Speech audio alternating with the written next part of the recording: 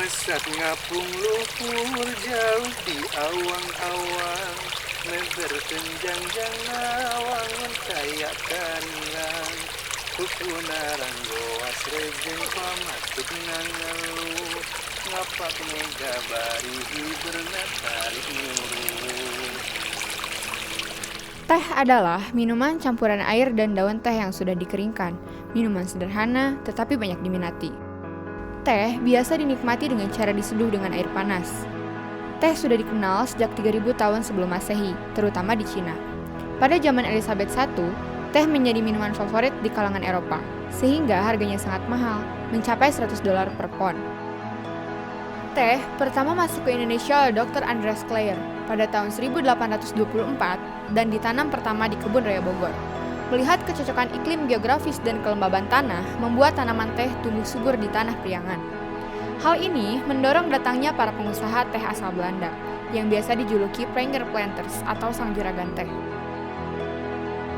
Gambung, 1 Januari 1873. Sejak pandangan pertama panorama-panorama itu, kilau hijau puncak pepohonan membuat Kerkhoven sangat menginginkan Gambung untuk dijadikan perkebunan teh. Cerita sejarah Kerkhoven dalam membuka lahan perkebunan teh Gambung telah dibuat ke dalam sebuah novel yang berjudul Sang Juragan Teh. Dan saya berkesempatan untuk mengunjungi tempat yang menjadi latar belakang cerita perjalanan para juragan teh di tanah Priangan. Sebuah pengalaman yang amat sangat menarik hadir langsung di tengah-tengah set cerita novel. Serasa masuk ke dalam sebuah lorong waktu, hamparan hijau yang luas, sejuk, dan juga indah. Inilah perkebunan teh Gambung, salah satu perkebunan pertama di Kabupaten Bandung yang kaya akan sejarah.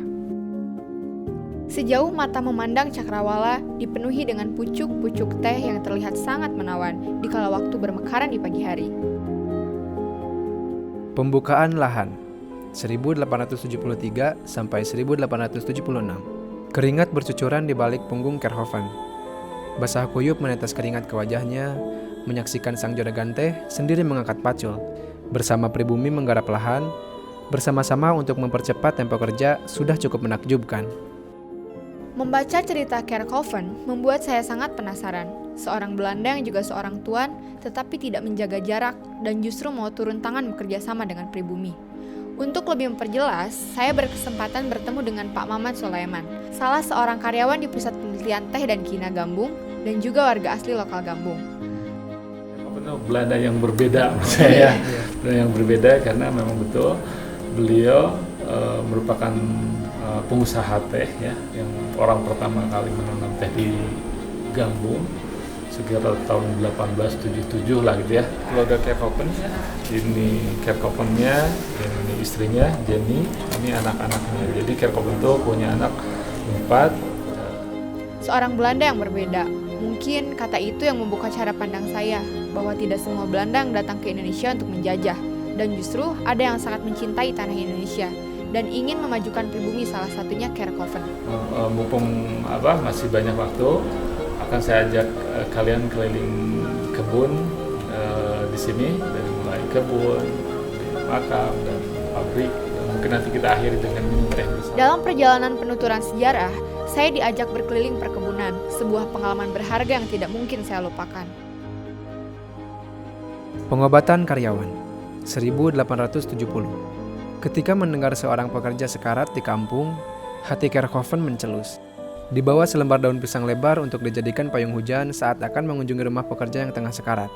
Dengan sebotol obat klorodin, Kerkhoven mencoba memberikan pertolongan. Jadi turun-temurun cerita bahwa Kerkhoven itu sangat peduli terhadap lingkungan, bukan hanya lingkungan, terhadap warga lokal juga sangat baik. Beliau selalu membantu ketika ada masyarakat Gambung yang sakit, dia datang ke rumahnya mengobati dengan sabukina, gitu ya. Nah, dan tak hanya itu, Kerkhoven juga peduli terhadap lingkungan. Jadi kalau dulu ada yang berburu itu dilarang sama beliau.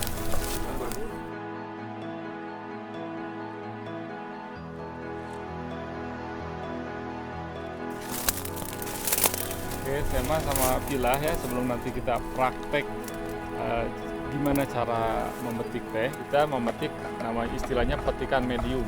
1 teko, ada 3 daun muda. Belajar memanen pucuk teh merupakan pengalaman pertama bagi saya. Air teh yang begitu sederhana untuk dinikmati ternyata memiliki proses pemetikan yang tidak mudah. Tetapi saya sangat menikmati pengalaman ini. Di sini juga saya banyak belajar bahwa berbagai jenis teh dihasilkan dari pohon teh yang sama. Nah, sekarang saya akan ajarkan kalian bagaimana cara memetik bahan baku untuk teh putih. Jadi hanya pekonya saja. Yang paling kecilnya nih, yang memang nggak bisa yang biasa. Cuma kan udah ada daunnya, jadi yang ini yang diambil. Ini adalah bahan dasar dari white tea atau teh putih, yang dimana ini adalah kualitas teh terbaik. Dan cara untuk memetik teh ini juga tidak semudah bagaimana cara kita meminumnya atau menikmatinya. Barusan saya juga telah mencobanya dan mendapatkan begitu banyak kesulitan. Teh gambung pernah menjadi teh dengan kualitas terbaik di dunia, dan hal ini membuat teh Priangan menjadi primadona teh dunia. Sampai-sampai tanah Priangan dijuluki ladang emas hijau pada masa kolonial. Setelah memetik teh, kami juga diajak untuk melihat langsung produksi teh hijau, sebuah pengalaman yang tidak kalah hebat. Teh hijau dikenal sebagai sumber antioksidan polifenol yang kuat, khususnya EGCG. Itulah mengapa teh hijau dipercaya punya segudang khasiat baik untuk menunjang kesehatan tubuh. Pucuk yang kita petik tadi digulung untuk membuat gulungan yang memang sesuai dengan karakter teh hijau. Nah, ini sekarang kita memasuki ke tahapan proses pengeringan awal, yaitu di mesin ECP kalau istilah di pabrik ya.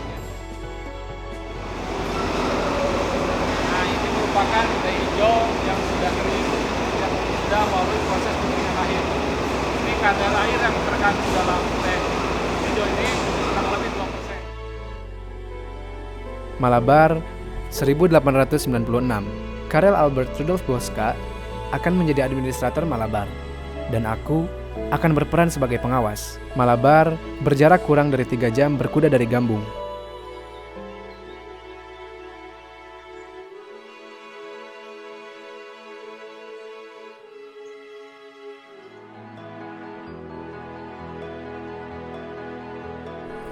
Beliau sampai orang kaya se-Jawa Barat lah, jadi pengusaha teh di sini ya, sampai bisa membuat penopang bintang di Lembang. Iya. Baru 5 tahun memakai, dia udah meninggal tahun 1928, dan pernah mendirikan SD pertama Jawa Barat di Tengah Kebun Teh di sana. Terus yang merintis ITB juga beliau terdekat. Pada akhir abad ke-18, banyak pengusaha Belanda yang masuk, bukan lagi untuk menjajah, tetapi untuk berinvestasi mengembangkan usaha. Salah satunya di bidang perkebunan.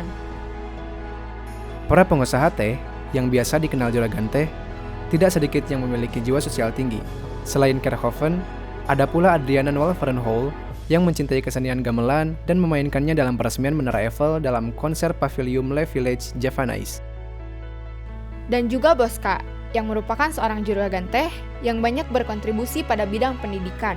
Salah satunya pendirian sekolah rakyat gratis untuk kaum pribumi, juga perintis teknis Hogeschool to Bandung, sekolah tinggi teknik di Hindia Belanda, sekarang menjadi Institut Teknologi Bandung, juga teropong bintang di Lembang.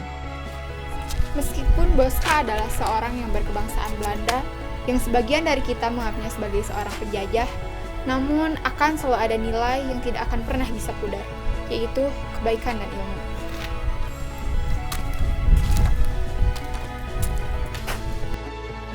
Berkunjung ke perkebunan teh memberi saya pengalaman dan juga pengetahuan. Maka, mari kunjungi wisata edukasi teh Gambung. Di sini kalian bisa belajar dan berwisata.